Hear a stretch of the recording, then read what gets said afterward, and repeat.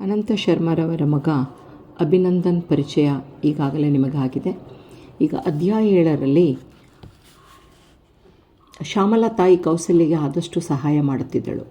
ಬೆಳಗ್ಗೆ ಬಾಗಿಲಿಗೆ ನೀರು ಹಾಕಿ ರಂಗೋಲಿ ಬಿಡಿಸಿ ದೇವರಿಗೆ ಪೂಜೆ ಜೊತೆಗೆ ತಂದೆ ಅನಂತ ಶರ್ಮರಿಗೆ ದೇವಸ್ಥಾನದಲ್ಲಿ ಪ್ರಸಾದ ಮಾಡುವುದಕ್ಕೆ ಸಹಾಯ ಮಾಡುತ್ತಿದ್ದಳು. ಶ್ಯಾಮಲಾ ಇಲ್ಲ ಎಂದರೆ ತಂದೆ ತಾಯಿ ಇಬ್ಬರಿಗೂ ಕೈಕಾಲು ಆಡುತ್ತಿರಲಿಲ್ಲ. ಪಾದರಸದಂತಹ ಹುಡುಗಿ. ದೇವರಿಗೆ ಮೀಸಲಿಟ್ಟು ಅಡಿಗೆ ಮಾಡಬೇಕೆಂದರೆ ನದಿಯ ದಡದಲ್ಲಿರುವ ಸಿಹಿ ನೀರು ಬಾವಿಯಿಂದ ಕೊಡದಲ್ಲಿ ನೀರು ತರುವುದು ರೂಢಿಯಾಗಿತ್ತು. ಆ ದಿನ ಬೆಳಗ್ಗೆ ಶ್ಯಾಮಲಾ ಮಡಿಯುಟ್ಟು ಕೊಡದಲ್ಲಿ ನೀರು ತರಲು ಹೊರಟಳು. ಮಗಳಿಗೆ ಕೌಸಲ್ಯ ಎಚ್ಚರಿಸುವುದನ್ನು ಮರೆಯಲಿಲ್ಲ. ನದಿಯಲ್ಲಿ ಇಳಿಯಬೇಡ, ಪಾಚಿ ಇದೆ, ಹುಷಾರು. ಕೌಸಲ್ಯಗೆ ತಿಳಿದಿತ್ತು. ಬಾವಿಗೆ ನೀರಿಗೆ ಎಂದು ಹೋದ ಮಗಳು ನೀರಿನಲ್ಲಿ ಕಾಲು ಇಳಿಬಿಟ್ಟು ಆಟ ಆಡುತ್ತಾ ಹಾಡು ಹೇಳುವುದೆಂದರೆ ಶ್ಯಾಮಲಿಗೆ ತುಂಬ ಸಂತೋಷ. ಆದರೆ ಎಷ್ಟು ಹೊತ್ತು ಮೈಮರೆತು ಕುಳಿತು ಬಿಡುತ್ತಿದ್ದಳೋ ಅವಳಿಗೇ ತಿಳಿಯುತ್ತಿರಲಿಲ್ಲ. ಆಯಿತು ಅಮ್ಮ, ಬೇಗ ಬರುತ್ತೇನೆ ಎಂದು ಕೊಡ ಹಿಡಿದು ಹೊರಟಳು. ಅವಳ ಉದ್ದನೆಯ ಕೇಶರಾಶಿಯಲ್ಲಿ ಸಡಿಲವಾಗಿ ಹೆಣೆದ ಜಡೆ ಅವಳ ಬೆನ್ನ ಹಿಂದೆ ನಾಟ್ಯವಾಡುತ್ತಿತ್ತು. ಮಗಳ ಚೆಲುವನ್ನು ನೋಡಿ ಕೌಸಲ್ಯ ಬಾಯಿಯವರಿಗೆ ಹೆಮ್ಮೆ ಆಗುತ್ತಿತ್ತು. ಎಲ್ಲ ನನ್ನ ದೃಷ್ಟಿಯೇ ತಾಗುವುದೇನೋ ಎಂದು ಅಂದುಕೊಂಡಿದ್ದು ಹೌದು. ಶ್ಯಾಮಲಾ ನದಿಯ ಬಳಿ ಬಂದು ನೀರಿನಲ್ಲಿ ಇಳಿದು ಬಿಂದಿಗೆಯನ್ನು ತೊಳೆದು ಹರಿಯುವ ನೀರಿನಲ್ಲಿ ಇಳಿದಳು. ತಣ್ಣಗೆ ನೀರು ಕೊರೆಯುತ್ತಿತ್ತು. ಆದರೂ ಶ್ಯಾಮಲಾ ನದಿಯಿಂದ ಹರಿಯುವ ಜುಳುಜುಳು ಶಬ್ದಕ್ಕೆ ಮನಸೋತು ನೀರಿನ ಬದಿಗೆ ಇದ್ದ ಬಂಡೆಯ ಮೇಲೆ ಕುಳಿತಳು. ಆ ಕ್ಷಣ ಮೈಮರೆತು ಹಾಡನ್ನು ಗುನುಗುತ್ತಾ ತನಗೆ ಅರಿವಿಲ್ಲದಂತೆ ರಾಮನ ಕೀರ್ತನೆಯನ್ನು ಹಾಡಲು ಶುರು ಮಾಡಿದ್ದಳು. ಅವಳ ಕಂಠ ಮಾಧುರ್ಯಕ್ಕೆ ಅಲ್ಲಿದ್ದ ಪಕ್ಷಿಗಳು, ಅಲ್ಲಿ ಹಸಿರಿನಿಂದ ಕಂಗೊಳಿಸುತ್ತಿದ್ದ ಮರಗಳು ಹಾಗೂ ಮರದ ಮೇಲಿದ್ದ ಕೋಗಿಲೆಯೂ ಕೂಡ ತಲೆದೂಗಿ ಕೇಳುತ್ತಿದ್ದವು. ದೇವರ ನಾಮಗಳನ್ನು ತಾನೇ ಸ್ವತಃ ಕೇಳುತ್ತಲೇ ಕಲಿಯುತ್ತಿದ್ದಳು. ಕೇಳಿಸಿಕೊಂಡವರಿಗೆ ಯಾವುದೋ ಸಂಗೀತ ಶಾಲೆಯಲ್ಲಿಯೂ ಕಲಿತಿರಬಹುದು ಎನ್ನುವಷ್ಟು ಇಂಪಾಗಿ ಹಾಡುತ್ತಿದ್ದಳು. ಹಾಡು ಮುಗಿದಂತೆಯೇ ನೆರಿಗೆಯನ್ನು ಮೇಲೆತ್ತಿ ಹಿಡಿದು ಮೆಲ್ಲನೆ ಕಾಲುಗಳ ಮೇಲೆ ಕಾಲಿಡುತ್ತಾ ದಾಟುತ್ತಿದ್ದಂತೆ ಪಾಚಿಯ ಮೇಲೆ ಕಾಲಿಟ್ಟ ಕೂಡಲೇ ಜಾರಿದಳು. ಜಾರಿ ಬೀಳುವಷ್ಟರಲ್ಲಿ ಬಲಿಷ್ಠವಾದ ತೋಳುಗಳನ್ನು ಅವಳನ್ನು ಹಿಡಿದುಕೊಂಡವು. ಗಾಬರಿಯಾಗಿ ತಲೆ ಎತ್ತು ನೋಡಿ ಕ್ಷಮಿಸಿ ಎಂದಳು. ಆ ದಿನ ದೇವಸ್ಥಾನದಲ್ಲಿ ಅಕಸ್ಮಾತ್ತಾಗಿ ಡಿಕ್ಕಿ ಹೊಡೆದ ಪೂಜಾ ತಟ್ಟೆಯನ್ನು ಬೀಳಿಸಿದ ಯುವಕ. ಆ ಕಣ್ಣುಗಳನ್ನು ಅಂದು ನೋಡಿದ್ದು ಆ ಯುವಕ ಯಾರಿರಬಹುದು ಎಂದು ಮನಸ್ಸಿನಲ್ಲಿ ಆನಂದದ ತರಂಗಗಳು ಹಾಗೂ ಪ್ರೀತಿಯ ಹುಚ್ಚನ್ನೆಬ್ಬಿಸಿ ನಿದ್ದೆ ಕೆಡಿಸಿದ ತರುಣ ಹಾಗಾಗಿ ನೆನಪಿಗೆ ಬಂದು ನಿದ್ದೆ ಕೆಡಿಸಿ ಮನಸ್ಸಿಗೆ ಮುದ ಕೊಡುತ್ತಿದ್ದವು. ಮತ್ತೊಮ್ಮೆ ಎಂದಾದರೊಂದು ದಿನ ರಾಮನ ಕೃಪೆ ಇದ್ದರೆ ಅವರು ಸಿಗಬಹುದೇ ಎಂದುಕೊಳ್ಳುತ್ತಿದ್ದಳು. ಆದರೆ ಇಷ್ಟು ಬೇಗ ಇಂಥದೊಂದು ದಿನ ಬರಬಹುದೆಂದು ಅವಳು ಅಂದುಕೊಂಡಿರಲಿಲ್ಲ. ಅದೇ ಮಿಂಚುತ್ತಿರುವ ಕಣ್ಣು, ಗಾಳಿಗೆ ಕೆದರಿದ ಕ್ರಾಫ್, ವಿಶಾಲವಾದ ಎದೆ, ಬಲಿಷ್ಠವಾದ ತೋಳುಗಳಲ್ಲಿ ಶ್ಯಾಮಲಾ ಒಂದು ಕ್ಷಣ ಹಾಗೆಯೇ ಮೈಮರೆತು ಬಿಟ್ಟಳು. ಸಾಗರ್ ಕೂಡ ಊಹಿಸಿರಲಿಲ್ಲ. ನನ್ನ ಮನಸ್ಸನ್ನೇ ಅಲ್ಲೋಲ ಕಲ್ಲೋಲಗೊಳಿಸಿದ ನನ್ನ ಮನಸ್ಸಿನ ಹುಡುಗಿ ಇಷ್ಟು ಬೇಗ ಅದು ಹೀಗೆ ಸಿಗುತ್ತಾಳೆಂಬ ಕಲ್ಪನೆಯೇ ಇರಲಿಲ್ಲ. ಅಭಿರಾಮ್ರವರು ಸ್ವತಃ ತಾವೇ ಮಗನನ್ನು ಶ್ರೀನಿವಾಸಪುರಕ್ಕೆ ಹೋಗಿ ಬಾ ಎಂದು ಹೇಳಿ ಕಳುಹಿಸಿದ್ದರು. ಸಾಗರ್ ಒಬ್ಬನೇ ಶ್ರೀನಿವಾಸಪುರಕ್ಕೆ ಬಂದು ಯಾರನ್ನು ವಿಚಾರಿಸುವುದು? ಆ ಹುಡುಗಿಯ ಬಗ್ಗೆ ಏನೂ ಗೊತ್ತಿಲ್ಲ. ಏನು ಮಾಡುವುದು? ಸ್ವಲ್ಪ ಹೊತ್ತು ನದಿಯ ಬಳಿ ಅಡ್ಡಾಡಿ ದೇವರ ದರ್ಶನ ಮಾಡಿ ನಂತರ ರಾಮೇಗೌಡರ ಮನೆಗೆ ಹೋಗುವುದು ಅಂತ ತೀರ್ಮಾನಿಸಿ ನದಿಯ ಕಡೆ ಬಂದಿದ್ದ. ಅಕಸ್ಮಾತ್ತಾಗಿ ಇಂಪಾದ ಧ್ವನಿ ಅವನ ಕಿವಿಗೆ ಬಿತ್ತು. ಯಾರದು? ಎಷ್ಟು ಇಂಪಾಗಿ ಆಡುತ್ತಿರಬಹುದು ಅಂದುಕೊಂಡು ಈ ಕಡೆ ಬರುತ್ತಿದ್ದಂತೆ ಅಂದು ನೋಡಿದ ನನ್ನ ಮನಸ್ಸಿನ ಹುಡುಕಾಟದ ಚೆಲುವೆ ಕಣ್ಮುಂದೆಯೇ ಬರುತ್ತಿರುವುದನ್ನು ನೋಡಿ ಇದು ಕನಸಲ್ಲ ತಾನೆ? ಮತ್ತೊಮ್ಮೆ ನೋಡುವಷ್ಟರಲ್ಲಿ ಕಾಲು ಜಾರಿ ಬೀಳುತ್ತಿದ್ದ ಶ್ಯಾಮಲೆಯನ್ನು ಹಿಡಿದುಕೊಂಡಿದ್ದ. ಸಾಗರ್ ಪ್ರೇಮ ನಿವೇದನೆಯನ್ನು ಹೇಳಲು ಮನಸ್ಸು ಹಾತೊರೆಯುತ್ತಿತ್ತು. ಶ್ಯಾಮಲಾ ತನ್ನ ಮನಸ್ಸಿನಲ್ಲಿ, ದೇವರೇ, ಎಂದೆಂದೂ ಇವರು ನನ್ನ ಬಾಳ ಸಂಗಾತಿಯಾಗಿಯೇ ಜೊತೆಗಿರಲೆಂದು ನನ್ನ ಮನಸ್ಸು ಕನವರಿಸುತ್ತಿದೆ, ಇದನ್ನು ಈಡೇರಿಸು ಎಂದು ರಾಮನಲ್ಲಿ ಬೇಡಿಕೊಂಡಳು. ತಕ್ಷಣ ಎಚ್ಚೆತ್ತ ಇಬ್ಬರು ಪರಿಚಯಿಸಿಕೊಂಡರು. ಸಾಗರಿಗೆ ಆಗ ತಿಳಿಯಿತು ದೇವಸ್ಥಾನದ ಅರ್ಚಕರಾದ ಅನಂತ ಶರ್ಮರವರ ಮಗಳು ಎಂದು. ಅಲ್ಲಿಂದ ಇಬ್ಬರು ದೇವಸ್ಥಾನದ ಬಳಿ ಬಂದರು. ಅನಂತ ಶರ್ಮರ ಮಗಳ ಕೈಯಲ್ಲಿನ ತಂಬಿಗೆಯನ್ನು ತೆಗೆದುಕೊಂಡು ದೇವರಿಗೆ ಪ್ರಸಾದ ಮಾಡಲು ಹೇಳಿದರು. ಹೇಗಿದ್ದೀರಿ? ನಮ್ಮ ತಂದೆಯವರು ರಾಮನ ಪರಮ ಭಕ್ತರು. ತುಂಬ ಸಂತೋಷ. ಬನ್ನಿ. ಉಭಯ ಕುಶಲೋಪರಿ ವಿಚಾರಿಸಿ ಅಲ್ಲಿಯೇ ದೇವಸ್ಥಾನದ ಕಟ್ಟೆಯ ಮೇಲೆ ಕುಳಿತರು. ಅಷ್ಟರಲ್ಲಿ ಶ್ಯಾಮಲಾ ಪ್ರಸಾದ ಹಿಡಿದು ಬಂದಳು.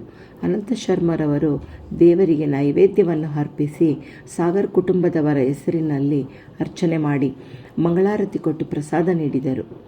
ಶೀಘ್ರಮೇವ ಕಲ್ಯಾಣ ಪ್ರಾಪ್ತಿರಸ್ತು ಎಂದು ಹರಸಿದರು. ಆ ಕ್ಷಣ ಸಾಗರ್ ಕಣ್ಣುಗಳು ಶ್ಯಾಮಲೆಯತ್ತ ನೋಡಿದವು. ಶ್ಯಾಮಲೆಗೆ ಆ ನೋಟವನ್ನು ಎದುರಿಸಲಾಗದೆ ಕಣ್ಣುಗಳು ನೆಲದತ್ತ ನೆಟ್ಟವು. ಸಾಗರ್ ಅನಂತ ಶರ್ಮರ ಬಳಿ ಹೇಗೆ ತಾನೇ ಹೇಳಿಯಾನು ನಿಮ್ಮ ಮಗಳನ್ನು ಇಷ್ಟಪಟ್ಟಿದ್ದೇನೆಂದು? ತಕ್ಷಣ ಅನಂತ ಶರ್ಮರ ಕಾಲಿಗೆ ನಮಸ್ಕರಿಸಿ ಹೊರಟ. ಮನಸ್ಸು ಸಂತೋಷದಿಂದ ತುಂಬಿ ಬರುತ್ತಿತ್ತು. ಪ್ರಪಂಚವನ್ನೇ ಗೆದ್ದಷ್ಟು ಸಂತೋಷ. ಮಗ ಬರುವುದನ್ನೇ ಕಾದು ಕುಳಿತಿದ್ದರು. ಅಭಿರಾಮ್ ಸಾಗರ್ ಅದೇ ತಾನೇ ಕಾರಿನಿಂದ ಇಳಿದು ಮನೆ ಒಳಗಡೆ ಬರುತ್ತಿದ್ದಂತೆ ಸಾಗರ್ನನ್ನು ನೋಡಿದರು. ವಿಷಯ ಏನಿರಬಹುದೆಂದು ಅವನ ಮುಖ ನೋಡುತ್ತಿದ್ದ ಹಾಗೆ ತಿಳಿದುಕೊಂಡರು. ಮಗನ ಬಳಿ ಮಾತನಾಡಿದ ಕೂಡಲೇ ರಾಮೇಗೌಡರಿಗೆ ಫೋನ್ ಮಾಡಿ ವಿಷಯವನ್ನು ತಿಳಿಸಿದರು. ರಾಮೇಗೌಡರಿಗೆ ಇದು ಸಂತೋಷದ ವಿಚಾರವೇ. ಅನಂತ ಶರ್ಮರ ಬಗ್ಗೆ ಒಳ್ಳೆ ಗೌರವವಿತ್ತು. ಸಾಲದ್ದಕ್ಕೆ ಕೌಸಲ್ಯಬಾಯಿಯವರನ್ನು ತನ್ನ ಸೋದರಿಯಂತೆ ಭಾವಿಸಿದ್ದರು. ಶ್ಯಾಮಲಾ ಮಗಳ ಸ್ನೇಹಿತೆ, ಜೊತೆಗೆ ಚಿಕ್ಕ ವಯಸ್ಸಿನಿಂದ ಕಣ್ಮುಂದೆ ಬೆಳೆದ ಶ್ಯಾಮಲಾ ರಾಮೇಗೌಡರಿಗೆ ಮಗಳೇ ಆಗಿದ್ದಳು. ವಿಷಯ ಕೇಳಿ ತುಂಬ ಸಂತೋಷವಾಯಿತು. ಹುಡುಗಿ ಒಳ್ಳೆ ಮನಸ್ಸು ಇರುತ್ತಾಳೆ, ಎಲ್ಲ ರಾಮದೇವರ ಕೃಪೆ ಎನ್ನುತ್ತಾ ಅನಂತ ಶರ್ಮರ ಮನೆ ಕಡೆ ಹೊರಟರು. ಅಧ್ಯಾಯ 8. ಸಂಜೆ ಪೂಜೆ ಮುಗಿಸಿ ದೇವಸ್ಥಾನದಿಂದ ಬಂದ ಅನಂತ ಶರ್ಮರು ಕೌಸಲ್ಯಬಾಯಿಯವರಿಗೆ ಕಾಫಿ ಕೊಡಲು ಹೇಳಿ ಹೊರಗಡೆ ಜಗಿಲಿಯ ಮೇಲೆ ಕುಳಿತರು. ದೂರದಲ್ಲಿ ರಾಮೇಗೌಡರು ಬರುತ್ತಿದ್ದನ್ನು ನೋಡಿ ಅವರಿಗೂ ಕಾಫಿ ಮಾಡಲು ಕೂಗಿ ಹೇಳಿದರು. ಬನ್ನಿ ಬನ್ನಿ, ಏನು ಸಮಾಚಾರ? ಕುಳಿತುಕೊಳ್ಳಿ. ರಾಮರಾಮ ಕಾಪಾಡಪ್ಪ ಉಸ್ಸೆಂದು ಕುಳಿತರು. ತೆಗೆದುಕೊಳ್ಳಿ. ಬಿಸಿ ಬಿಸಿಯಾದ ಕಾಫಿಯನ್ನು ಇಬ್ಬರಿಗೂ ಕೊಟ್ಟರು. ಮೈ ತುಂಬ ಸೆರಗು ಹೊದ್ದಿಕೊಂಡು ಬೈತಲೆಗೆ ಕುಂಕುಮ, ಕೆನ್ನೆಗೆ ಅರಿಶಿಣ, ಮುಡಿಯಲ್ಲಿ ಹೂವು. ಕೌಸಲ್ಯಬಾಯಿಯವರನ್ನು ನೋಡಿದ ಕೂಡಲೇ ಗೌರವ ಭಾವ ಮೂಡುತ್ತಿತ್ತು. ಹೇಗಿದ್ದೀರಾ ತಾಯಿ ಎಂದರು. ಚೆನ್ನಾಗಿದ್ದೇವೆ. ಹೇಗಿದ್ದಾರೆ ನಿಮ್ಮ ಶ್ರೀಮತಿ ಮತ್ತು ಮಗಳನ್ನು ಕರೆದುಕೊಂಡು ಬರಬೇಕಿತ್ತು? ಇಲ್ಲ, ಇಲ್ಲಿಯೇ ಸ್ವಲ್ಪ ಕೆಲಸವಿತ್ತು ಬಂದೆ. ಮತ್ತೊಮ್ಮೆ ಬರುತ್ತಾರೆ ಬಿಡಿ ಎಂದರು. ಸಂತೋಷದ ವಿಷಯ ಹೇಳಲು ಬಂದಿರಬಹುದು ಎಂದು ಕೌಸಲ್ಯಬಾಯಿಯವರು ಅಂದುಕೊಳ್ಳುತ್ತಿದ್ದ ಹಾಗೆ, ಬನ್ನಿ ತಾಯಿ ಕುಳಿತುಕೊಳ್ಳಿ, ನಿಮಗೊಂದು ಸಂತೋಷದ ವಿಷಯ ತಂದಿದ್ದೇನೆ ಎಂದರು. ನಮ್ಮ ಊರಿನ ದೇವಸ್ಥಾನಕ್ಕೆ ಬಂದಿದ್ದ ಅಭಿರಾಮ್ರವರ ಬಗ್ಗೆ ನಿಮಗೆ ಗೊತ್ತಿರಬಹುದು. ಹೌದು, ಗೊತ್ತಲ್ಲ. ಏನು ತುಂಬ ಒಳ್ಳೆಯ ವ್ಯಕ್ತಿಗಳು, ದೊಡ್ಡ ಮನುಷ್ಯರು. ಎಷ್ಟೊಂದು ಶ್ರೀಮಂತಿಕೆ ಇದ್ದರೂ ತುಂಬ ಸರಳವಾದ ವ್ಯಕ್ತಿ. ಒಂದು ಚೂರು ಜಂಬ ಅಹಂಕಾರವಿಲ್ಲ ಎಂದರು. ಹಾಗೆಯೇ ಗೌಡರೇ, ನಿಮಗೆ ಹೇಳಲು ಮರೆತಿದ್ದೆ. ನಿನ್ನೆ ಅವರ ಮಗ ಸಾಗರ್ ಬಂದು ಪೂಜೆ ಮಾಡಿಸಿಕೊಂಡು ಹೋದರು. ನೋಡಿ ಶರ್ಮರೇ, ಅಲ್ಲಿಯೇ ಇರೋದು ವಿಚಾರ. ಮೊನ್ನೆ ಉತ್ಸವಕ್ಕೆ ಬಂದಾಗ ನಿಮ್ಮ ಮಗಳ ಶ್ಯಾಮಲಾಳನ್ನು ನೋಡಿ ಮೆಚ್ಚಿಕೊಂಡಿದ್ದಾನೆ. ಅವರ ತಂದೆ ಕೂಡ ಶ್ಯಾಮಲಾಳನ್ನು ನೋಡಿದ್ದಾರೆ. ಸಾಲದಕ್ಕೆ ನಿಮ್ಮ ಮಗಳು ಅವರಿಗೆ ತುಂಬ ಇಷ್ಟವಾಗಿ ಅವರ ಮನೆ ಸೊಸೆ ಮಾಡಿಕೊಳ್ಳಬೇಕೆಂಬ ಆಸೆ ಇದೆ. ನಾನು ಅವರು ತುಂಬ ವಯಸ್ಸಿನಿಂದ ಆಪ್ತ ಗೆಳೆಯರು. ಹಾಗಾಗಿ ವಿಷಯವನ್ನು ನನಗೆ ತಿಳಿಸಿ ನಿಮ್ಮೊಡನೆ ಮಾತನಾಡಲು ತಿಳಿಸಿದರು. ಹಾಗಾಗಿ ನಾನು ಬಂದೆ. ಅಲ್ಲಿಯೇ ನಿಂತಿದ್ದ ಕೌಸಲ್ಯಬಾಯಿಯವರಿಗೆ ಏನು ಹೇಳಬೇಕೋ ತಿಳಿಯದೆ ಸುಮ್ಮನೆ ನಿಂತಿದ್ದರು. ಅನಂತ ಶರ್ಮ ಯೋಚನೆಗೆ ಒಳಗಾದರು. ಕಾರಣ ಇಷ್ಟೇ, ಆಗರ್ಭ ಶ್ರೀಮಂತರು, ದೊಡ್ಡ ಮನೆತನ, ನಾವು ಸಾಮಾನ್ಯ ಜನರು, ದೇವಸ್ಥಾನದಲ್ಲಿ ದುಡಿಮೆ, 2 ಹೊತ್ತಿನ ಊಟ. ಹೀಗಿರುವಾಗ ಇದೆಲ್ಲ ಹೇಗೆ ಸಾಧ್ಯ? ರಾಮೇಗೌಡರು ಅನಂತ ಶರ್ಮರ ಮನಸ್ಸನ್ನು ಹರಿತರು. ಏನು ಯೋಚಿಸುತ್ತಿದ್ದೀರಿ? ಯೋಚಿಸುವ ಅಗತ್ಯವಿಲ್ಲ. ನನಗೆ ಅಭಿರಾಮ್ ಮತ್ತು ಅವರ ಮಗ ಮನೆತನದ ಬಗ್ಗೆ ಎಲ್ಲ ತಿಳಿದಿದೆ. ಯೋಚಿಸುವ ಅಗತ್ಯವೇ ಇಲ್ಲ. ಒಳ್ಳೆಯ ಜನ. ಅಭಿರಾಮ್ ಚಿಕ್ಕ ವಯಸ್ಸಿನಲ್ಲೇ ಹೆಂಡತಿಯನ್ನು ಕಳೆದುಕೊಂಡವರು. ತಾಯಿ ತಂದೆಯಾಗಿ ತಂಗಿ ವಸುಂಧರೆಯು ಮಮತೆಯಿಂದ ಅವರ ಮಗನನ್ನು ಬೆಳೆಸಿದ್ದಾರೆ. ಸಾಗರ್ ಕೂಡ ತುಂಬ ಒಳ್ಳೆಯ ಹುಡುಗ. ನೀವು ದೊಡ್ಡ ಮನಸ್ಸು ಮಾಡಿ ಒಪ್ಪಿಗೆ ಕೊಡಿ ಎಂದರು. ಅನಂತ ಶರ್ಮರಿಗೆ ಗೌಡರ ಮಾತನ್ನು ಕೇಳಿ ಸ್ವಲ್ಪ ಸಮಾಧಾನವಾಯಿತು. ಗೌಡರೇ, ನಮಗೆ ಸ್ವಲ್ಪ ಸಮಯ ಬೇಕಿತ್ತು. ನಾನು, ನನ್ನ ಹೆಂಡತಿ, ಮಗಳು 3 ಕುಳಿತು ಮಾತಾಡಿ ವಿಷಯ ತಿಳಿಸುತ್ತೇವೆ ಎಂದರು. ಜೊತೆಗೆ ಅಭಿಗೂ ಕೂಡ ವಿಷಯ ತಿಳಿಸಬೇಕು ಎಂದರು. ಹಾಗೆ ಮಾಡಿ, ನಾನಿನ್ನು ಹೊರಡುತ್ತೇನೆ. ನಾನು ನಿಮ್ಮ ಉತ್ತರಕ್ಕಾಗಿ ಕಾಯುತ್ತಿರುತ್ತೇನೆ ಎಂದು ಹೊರಟರು. ಕೌಸಲ್ಯ, ಬಾ ಕುಳಿತುಕೋ. ಶ್ಯಾಮಲಾಗೆ 21 ತುಂಬಿ 22 ನಡೆಯುತ್ತಿದೆ. ಮದುವೆ ವಯಸ್ಸು. ನಾನು ಇನ್ನೂ 2 ವರ್ಷ ಮದುವೆ ಮಾಡೋದು ಬೇಡ ಅಂದುಕೊಂಡಿದ್ದೆ. ಆದರೆ ಎಲ್ಲ ರಾಮನ ಇಚ್ಛೆ. ಏನು ಮಾಡೋದು ತಿಳಿಯುತ್ತಿಲ್ಲ. ಶ್ಯಾಮಲಾಗೆ ಹೇಳು, ಅಭಿಗೆ ಫೋನ್ ಮಾಡಿ ಬರೋಕ್ಕೆ ಹೇಳು. ದೇವಸ್ಥಾನದ ಕೆಲಸ ತುಂಬ ಇದೆ. ಇಲ್ಲ ಅಂದರೆ ನಾನೇ ಒಂದೆಜ್ಜೆ ಹೋಗಿ ಬರ್ತಾ ಇದ್ದೆ. ಕೌಸಲ್ಯಬಾಯಿ ಶ್ಯಾಮಲಾಗೆ ಹೇಳಿ ಅಭಿನಂದನ್ಗೆ ಫೋನ್ ಮಾಡಿಸಿದರು. ಅಭಿನಂದನ್ಗೆ ಎಲ್ಲಿಲ್ಲದ ಸಂತೋಷ. ಕೂಡಲೇ ಸಂಜೆ ಟ್ರೈನ್ಗೆ ಹೊರಟ. ಶ್ರೀನಿವಾಸಪುರಕ್ಕೆ 1-2 ತಾಸಿರಬಹುದು. ಮಗ ಕೂಡಲೇ ಬಂದದ್ದು ಕೌಸಲ್ಯಬಾಯಿಯವರಿಗೆ ತುಂಬ ಸಂತೋಷವಾಯಿತು. ಮಗನಿಗೆ ಕುಡಿಯಲು ನೀರು ಕೊಟ್ಟು, ಹೋಗಿ ಸ್ನಾನ ಮಾಡಿ ಬಾ, ದಣಿದಿದ್ದೀಯಾ? ಅಭಿನಂದನ್ ಸ್ನಾನ ಮುಗಿಸಿ ಬಂದ ಕೂಡಲೇ ಊಟಕ್ಕೆ ಮಣೆ ಇಟ್ಟು ಬಾಳೆ ಎಲೆ ಹಾಕಿದರು. ಅಷ್ಟರಲ್ಲಿ, ಅಣ್ಣ ಯಾವಾಗ ಬಂದ್ಯೋ? ಈಗ ತಾನೇ ಬಂದೆ, ಬಾ ನನ್ನ ಜೊತೆ ಊಟಕ್ಕೆ ಕುಳಿತುಕೋ. ಕೈಕಾಲು ತೊಳೆದು ಬಂದು ಅಣ್ಣನ ಜೊತೆ ಊಟಕ್ಕೆ ಕುಳಿತಳು. ಕೌಸಲ್ಯ ಮಗನಿಗಾಗಿ ಬಿಸಿ ಬಿಸಿ ಅನ್ನ, ಹುಳಿ, ಕೂಟು, ಜೊತೆಗೆ ಉಪ್ಪಿನಕಾಯಿ, ಹಪ್ಪಳ, ಪಾಯಸ ಮಾಡಿ ತಾಯಿ ಮಗನಿಗೆ ಪ್ರೀತಿಯಿಂದ ಬಡಿಸಿದರು. ಮುತ್ತಿನಂತಹ 2 ಮಕ್ಕಳು. ತಂದೆಯ ಪ್ರತಿರೂಪದಂತಿದ್ದ ಮಗ ಅಪ್ಪನದೇ ಗುಣಗಳನ್ನು ಮೈಗೂಡಿಸಿಕೊಂಡು ಬೆಳೆದಿದ್ದ. ಒಳ್ಳೆಯ ಸಂಸ್ಕಾರ, ಒಳ್ಳೆಯ ಗುಣಗಳು ಹಾಗೂ ಒಳ್ಳೆಯ ಚೆಲುವನ್ನು ಹೊಂದಿದ್ದ ಮಗಳು. ಇದಕ್ಕಿಂತ ಅಪ್ಪ ಅಮ್ಮನಿಗೆ ಇನ್ನೇನು ಬೇಕು? ದೇವಸ್ಥಾನದಿಂದ ಬಂದ ಅನಂತ ಶರ್ಮರು, ಅಭಿ ಯಾವಾಗ ಬಂದೆ? ಆರೋಗ್ಯ ತಾನೇ? ಬಾ ಕುಳಿತುಕೋ, ನಿನ್ನ ಬಳಿ ಮುಖ್ಯವಾದ ವಿಚಾರ ಮಾತನಾಡುವುದಿದೆ. ನದಿಯ ಕಡೆ ಅಪ್ಪ ಮಗ ಹೊರಟರು. ನದಿಯ ದಡದ ಬಂಡೆಯ ಮೇಲೆ ಕುಳಿತು ಅಪ್ಪ ಮಗ ಪರಸ್ಪರ ಮಾತನಾಡಿ ಒಂದು ನಿರ್ಧಾರಕ್ಕೆ ಬಂದರು. ರಾಮೇಗೌಡರ ಜೊತೆ ಅಭಿರಾಮ್ರವರನ್ನು ನೋಡಿ ಬರೋಣ ಅನ್ನುವಲ್ಲಿಗೆ ಮಾತು ನಿಲ್ಲಿಸಿ ಮೇಲೆದ್ದರು. ಈಗ ಅಧ್ಯಾಯ 9. ಸಾಗರ್ ಕಂಪನಿಯೊಂದರ ಜವಾಬ್ದಾರಿ ಅಲ್ಲದೆ ಕೆಲಸ ನಿರ್ವಹಿಸುವ ಪ್ರತಿಯೊಬ್ಬರ ಜವಾಬ್ದಾರಿಯೂ ಸಾಗರ್ ಹೆಗಲ ಮೇಲಿತ್ತು. ಆಗಾಗ್ಗೆ ಶ್ಯಾಮಲಾಳ ನೆನಪು ಕಾಡುತ್ತಿತ್ತು. ಕೆಲಸಗಾರರಿಗೆ ದೀಪಾವಳಿ ಪ್ರಯುಕ್ತ ಬೋನಸ್ ಜೊತೆ ಸಂಬಳವನ್ನು ಕೊಟ್ಟು ಸಾಗರ್ ಕೆಲಸಗಾರರ ಖುಷಿಗೆ ಕಾರಣವಾಗಿದ್ದ. ಕೆಲಸಗಾರರ ಅಚ್ಚುಮೆಚ್ಚಿನ ಒಡೆಯನಾಗಿದ್ದ. ಅಭಿರಾಮ್ ಕೂಡ ಎಲ್ಲರನ್ನೂ ಅಷ್ಟೇ ಗೌರವದಿಂದ ನಡೆಸಿಕೊಳ್ಳುತ್ತಿದ್ದರು. ಗುಮಾಸ್ತರಾದ ಶಾಮಣ್ಣ ಅಭಿರಾಮ್ ಸಾಗರ್ ಜೊತೆಗೆ ಬಂಗಲೆಗೆ ಬಂದರು. ಮನೆಗೆ ಬಂದು ಕಾಫಿ ಕುಡಿದು ಹೋಗಬೇಕು ಎಂಬ ಒತ್ತಾಯದಿಂದ ಶಾಮಣ್ಣ ಬಂದಿದ್ದರು. ಗೇಟ್ ಒಳಗಡೆ ಬರುತ್ತಿದ್ದ ಹಾಗೆಯೇ ಗೇಟ್ ಪಕ್ಕದಲ್ಲಿ ನಿಂತಿದ್ದ ಕಾರನ್ನು ನೋಡಿ, ಯಾರದು? ಅಲ್ಲಿದ್ದ ವಾಚ್ಮ್ಯಾನ್, ಹಳ್ಳಿಯಿಂದ ನಿಮ್ಮನ್ನು ನೋಡಲು ಯಾರೋ ಬಂದಿದ್ದಾರೆ. ರಾಮೇಗೌಡರಂತೆ. ಹೌದಾ? ಒಳಗಡೆ ಕೂರಿಸಿದ್ಯಾ ಅಲ್ವಾ? ಹೌದು ಸಾಹೇಬರೇ. ಸಾಗರ್, ಅಭಿರಾಮ್, ಶಾಮಣ್ಣನವರ ಜೊತೆ ಒಳಗಡೆ ಬಂದರು. ಹಾಲ್ನಲ್ಲಿ ಕುಳಿತ ಇಬ್ಬರು ಪರಿಚಿತರೇ. ರಾಮೇಗೌಡರು ಮತ್ತು ಅನಂತ ಶರ್ಮರು ಇನ್ನೊಬ್ಬರು ಪ್ರಶ್ನಾರ್ಥಕವಾಗಿ ನೋಡಿದರು. ಕೂಡ ಎಲ್ಲರಿಗೂ ನಮಸ್ಕರಿಸುತ್ತಾ, ಕುಳಿತುಕೊಳ್ಳಿ, ನೀವು ನಮ್ಮ ಮನೆಗೆ ಬಂದದ್ದು ತುಂಬ ಸಂತೋಷವಾಯಿತು. ರಾಮೇಗೌಡರು ಅಭಿನಂದನ್ನನ್ನು ಪರಿಚಯ ಮಾಡಿಕೊಟ್ಟರು. ಅಭಿನಂದನ್ ಅನಂತ ಶರ್ಮರವರ ಜ್ಯೇಷ್ಠ ಪುತ್ರ. ಪಟ್ಟಣದಲ್ಲಿ ಪದವಿ ಮುಗಿಸಿ ಕೆಲಸಕ್ಕಾಗಿ ಹುಡುಕಾಟ ನಡೆಸುತ್ತಿದ್ದಾನೆ. ಅಭಿ ಅವರಿಗೆ ನಮಸ್ಕರಿಸಿದ. ಒಳ್ಳೆಯದಾಗಲಿ. ಹಾಗೆಯೇ ಸಾಗರ್ ಅಭಿರಾಮ್ರವರ ಒಬ್ಬನೇ ಮಗ ಅಂತ ಪರಿಚಯಿಸಿದರು.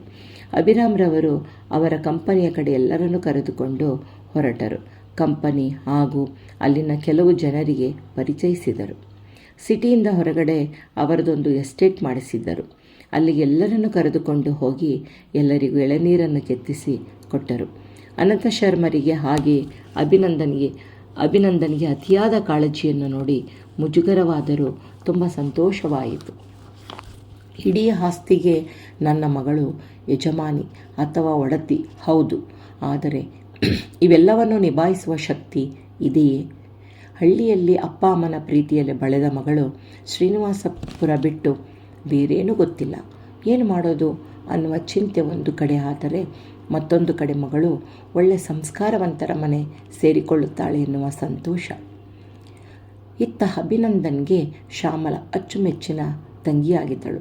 ಅವಳ ಬಗ್ಗೆ ವಿಪರೀತ ಆಸೆಗಳನ್ನು ಇಟ್ಟುಕೊಂಡಿದ್ದ ಶ್ಯಾಮಲ ಹಾಗಿರಬೇಕು, ಹೀಗೆಯೇ ಇರಬೇಕು ಅನ್ನುವ ಆಸೆಗಳು. ಒಟ್ಟಾರೆ ಅವನಿಗೆ ಈ ಸಂಬಂಧ ಖುಷಿ ಕೊಟ್ಟಿತ್ತು. ಎಲ್ಲೋ ಒಂದು ಕಡೆ ಭಯವೂ ಇತ್ತು. ಮುಂದೆ ಹೇಗೋ ಏನೋ ಅನ್ನುವ ವಿಚಾರ ಅವನ ತಲೆಯಲ್ಲಿ ಕುಳಿತಿತ್ತು. ಎಲ್ಲರೂ ಬಂಗಲೆಗೆ ಬಂದರು.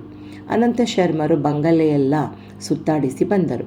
ಅನಂತ ಶರ್ಮರು ಸರಳವಾದ ವ್ಯಕ್ತಿಯಾದ್ದರಿಂದ ಅವರು ಶ್ರೀಮಂತಿಕೆಗೆ ಬೆರಗಾಗಲಿಲ್ಲ, ಆದರೆ ಖುಷಿಪಟ್ಟರು. ಅಭಿನಂದನ್ ಸಾಗರನ ಸರಳ ವ್ಯಕ್ತಿತ್ವ, ಒಳ್ಳೆಯ ಗುಣ ತುಂಬ ಇಷ್ಟವಾಗಿತ್ತು. ಕೆತ್ತನೆಯ ಕಂಬದ ದೇವರ ಕೋಣೆ, ಲಕ್ಷ್ಮೀ ಶ್ರೀನಿವಾಸ ಮೂರ್ತಿ, ದೊಡ್ಡದಾದ ನಂದಾದೀಪಗಳು, ಪುಟ್ಟ ದೇವ ಮಂದಿರವನ್ನೇ ನೋಡಿದಂತಾಯಿತು.